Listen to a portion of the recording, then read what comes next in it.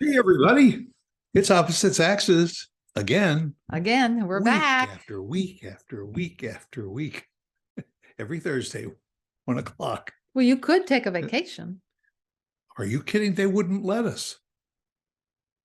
There, our audience expects us to be here every Thursday at 1 o'clock.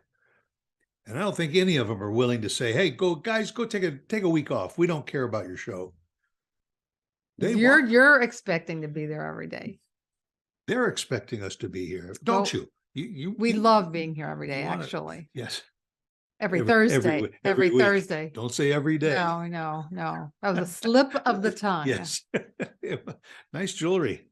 I guess Thank you. This wonderful gentleman bought it for me well, with matching earrings. you've been after me to increase your jewelry and allowance to appear on the show, so we did it. You did. And this is custom made too by a very good friend of ours. And if you would like to visit her website, we'll give it to you. It's glamjewels.com. That's GLAMJULZ.com. Monica Graves. She is the everything. She is the designer. She is the maker. She's the marketer. She's the merchandiser. She is everything. We've known her for, almost 10 years. Or more. Gosh, yeah. It's known her 20. 20. Time flies when you're having fun. Yeah. Like on this show. Yeah. But Monica Graves, we love you so much. Thank you, Monica. You are such a beautifully creative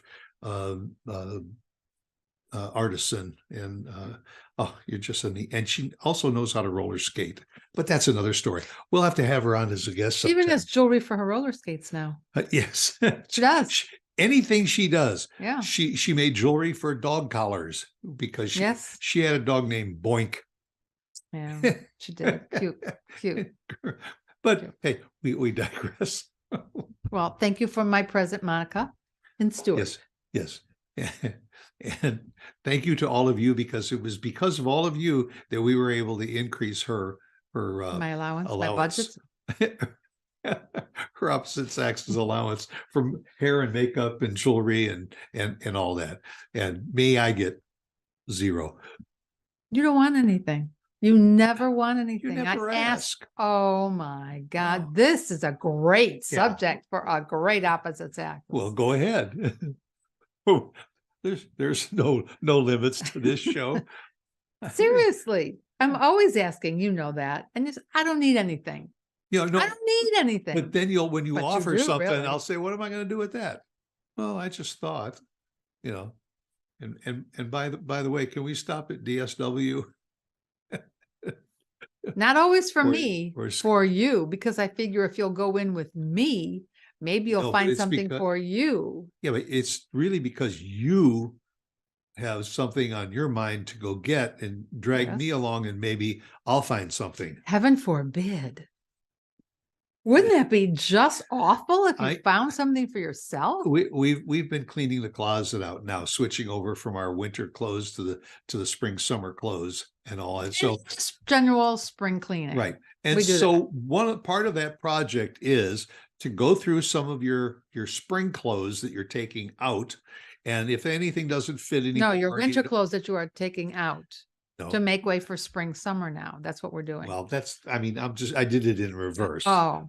I'm just saying, when you take out your spring clothes, you try them on to see if they're still fit, if you still like them, if they're still stylish and all. And if not, you set it aside to donate. Mm-hmm. Then when you put your fall goods back, you go through the fall goods and you think, well, what am I probably not going to wear again next fall? I might as well, donate that, give that away too. I do that with clothing, and I do that with the shoes and all that stuff. So you put together a couple of bags of stuff, and I put together one great big bag of. So what ended up happening was I gave away a few pair of shoes. That made room in the closet for there were a couple of empty spaces. Who took the empty spaces? What? Or who now says, can we stop by Skechers or DSW or something, because I just need to get a pair of shoes or something. Yeah, I do. For the summer, 1 pair. Don't think that's asking a lot. Folks, you heard that. She said 1 pair of shoes for the summer. Anybody want to take a bet on whether that's gonna stand up? And what are you talking about? I took over your closet. I took over the area for your shoes. You didn't see the bottom shelf? Yeah, I cleaned it. I opened it up and I eliminated 2 spaces. Well, that was your problem right then. I know. If I eliminate the spaces, that's what I say. So somebody's going to move in, you know. But that's what it's all about, right? I would. And I did the same thing. Vehemently disagree. I take up this much room and all for my shirts. Mm-hmm. Well, when I put my spring stuff in, it ended up being maybe this much space. And all of a sudden, I noticed that where your shelf, where your shelf ends or the rod ends, and mine is a little bit narrower. You know what? Yours is moving in a little narrower. Do you know why? Because mine was scrunched together. Oh, so now and you just will not go out and buy any more shirts. And if you are going to be that obstinate, then you're going to take over that space. I'm just going to move it over. And why should I be the one to suffer? That's right. Just like this. So, but now if you came home with some new shirts, I would be thrilled. If I came home with some new shirts, you would say, oh, you got some new shirts. Where are you going to put them? No. I would make room in a heartbeat. Believe me. I would be thrilled. You do have a habit of wearing. Yeah, I can't argue because. You what? No, I can't really argue with that because I just don't go out and get new shirts very often. Number one, anything. Doesn't matter. Shoes, pants, jackets. Yeah. You're right. Because I'm what? And what? She's right. Okay, I admit it. Thank you. But I feel like I've got too much already, and so if I weed out a few things, I've still got plenty. I could go weeks without wearing the same shirt twice. You are so wrong, Buffalo Breath. You are so wrong. You Buffalo Breath. Is that a carryover from Yellowstone? I just know you could always use a new shirt, a new pair of pants. Buffalo Breath. Where did that come from? It's from aggravation and frustration. Oh.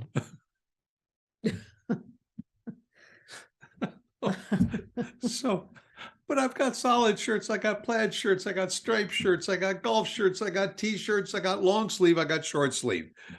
But sometimes you don't have the exact right shirt for the occasion. And it would call for a new shirt or a new pair of pants. And what's the occasion? I'm going to Kroger. No, we just came back from an occasion just now. Why do you think I'm dressed up? And I wore a shirt that I haven't worn in a couple of years. Of course, I wore a tie. We went to an occasion. I went to a tie. I had to come back to record this. We were running late for 1 o'clock, and so here we are. Yeah, minus the tie. Minus the tie and the sport which coat. I think the last time I had a tie on was 10 years ago. No. 8 years ago, maybe. No. And after 30 some years of wearing a tie, people don't really dress strange anymore. People don't have events where you have to dress, and that is the difference. And unfortunately, we've all gotten lazy. And you, who puts it on and says, "Gee, I'm so uncomfortable," but didn't it feel nice to dress up and go out? Really? No, I didn't think so. No, it felt strange. But no, but everybody looked so nice where we were at, because we saw a lot of friends that we see in blue jeans. But yet there were some men that were just in a pair of khaki pants and just an open collared shirt, no tie or jacket. They suggested that the men wear a tie or jacket. And it was the same thing with a lot of the women. There were some in just pants and a blouse, and others that were wearing really nice dresses. It is refreshing though when you go to an occasion and you do see people that are dressed up. Yes, but that's what I say. You know, taking into account, you go to a nice steakhouse, which we did last week. Back in the day, you'd go to a restaurant that had real tablecloths and fine dining. You know, the guys of fine dining, and the men would always wear a jacket and a tie, sometimes a golf shirt and a jacket.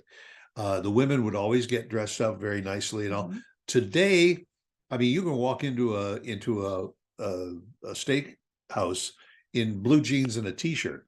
Well, you walked in last week for my birthday in blue jeans. They were nicer blue jeans, but it wasn't a t-shirt. It was a long sleeve shirt. That's right. It was a nice shirt with a nice pair of there was everybody from very dressy dresses to jeans. And it just so happened, nice shorts. It turned out that when we were there, it was prom night.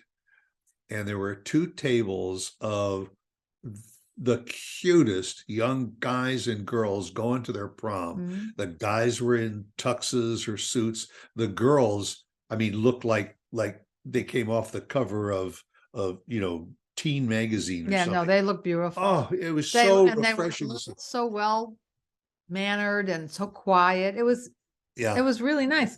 It was the other people that came in not looking so hot. And this was an expensive steakhouse we were at. Yeah, that's what I'm saying. And I think part of it is due to the fact that these better restaurants have kind of relaxed their rules. Well, and they want people to come in and spend money. That's right. They don't, because they don't want to turn anyone away. They need to feed the register. Yeah. Yep. Yeah. But see, you said yourself it was good to see people today that were dressed up. You didn't like so much dressing up, but yeah. But you would get used to it again if you had to do it more often. I would do it if I had to do it more often. Would I enjoy it? You'd get used to it. Get used to it? I don't think I'd get used to it either. I just having a tie around your neck, so you don't have the freedom of. Never mind. That's all right. I understand. You enjoy dressing up. If girls wore girdles like they used to, I could relate to that. But girdles, they don't even wear bras anymore. Yeah, I know.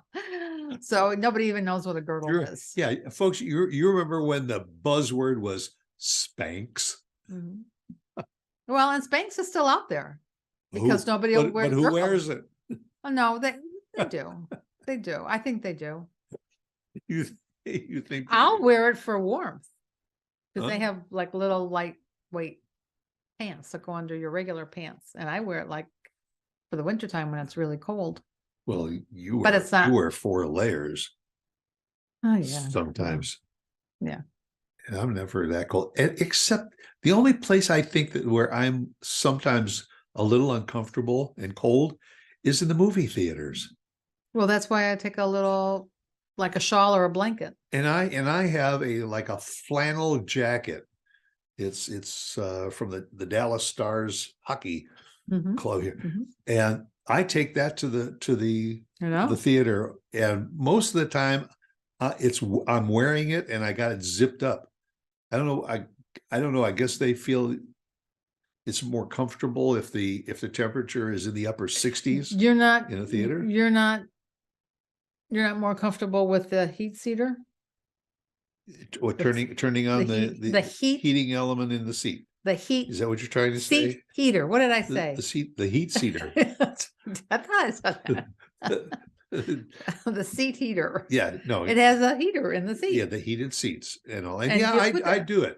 But I mean, I do it on low or maybe medium. You're on high. Oh, all the time. Because they're high. It's not that high. You get in the car. And it's 85 degrees outside, and you still got the heater on in the car. No, that's not true. No. Not when it's 85. I'm sorry, I don't. Unless I have a back problem. Right. Yeah. Because you either use it just to eat your tush or for therapy. Yeah, that's right. It's great. And what did we do all those years when we didn't have heated seats? We moaned and groaned. Yeah. What did we do when we didn't have air conditioning in the car, or we just had 3-speed fans? Can you remember your grandparents? Did they smoke cigars? My father did. Yeah, your father did, but your grandparents? I don't remember so much because we didn't really go that much because my grandparents weren't really local. But my father, my uncle, aunt and uncle, they lived in on the south side of Chicago, right. And we were in Northwest Indiana. And in the wintertime, my dad smoked cigars at that time. And we would get in the car and my dad would light up one of those heaters and the windows were up and the heat was on.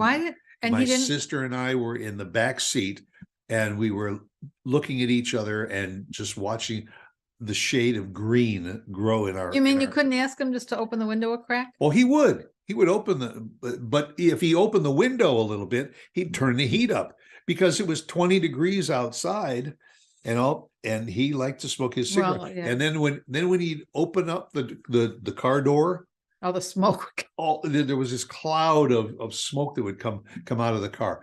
Fortunately, many years later, I guess my sister and I were probably in the high school, probably about that. He started smoking a pipe. Well, he could put out just as much smoke in the car with a pipe, but it smelled better. The pipe tobacco smelled a lot better than the cigar. And I'm not talking about those little Tiparillos, folks. I'm talking about those Havanas that he used to smoke. I feel bad for you because I can relate. I had the same thing with my grandfather on the South Side. And did he talk while he had the cigar in his mouth? I don't know, because I was so miserable thinking of how hot and I was choking on the smoke. And then he was a bad driver to begin with.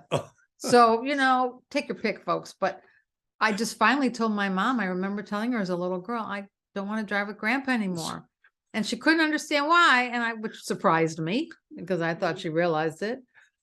So if he ever got into an accident, the cop would pull up behind him and he'd open up the door and this cloud of smoke would come out. And he said, well, no wonder you had an accident. You couldn't see where you were going because of the smoke. But I mean, I understand that. And that's why I asked. Maybe that's why your sister to this day has to drive with the window open in the car. My sister, she does.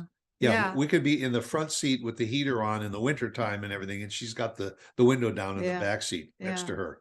I wonder if it came from that or if it's just the way she likes fresh air. It could. I mean, and she never smoked. I mean, no. I smoked for a little bit in college and in the Army, and then I gave it up afterwards. But I never enjoyed it.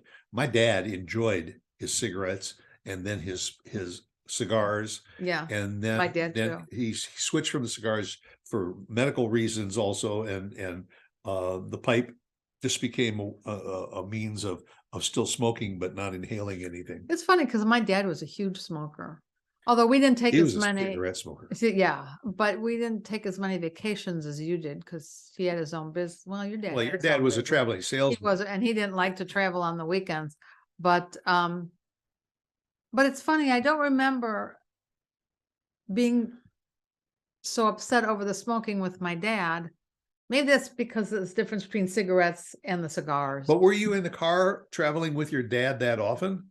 No, only, as I say, only when we went somewhere, like on a Sunday afternoon or whatever. Right.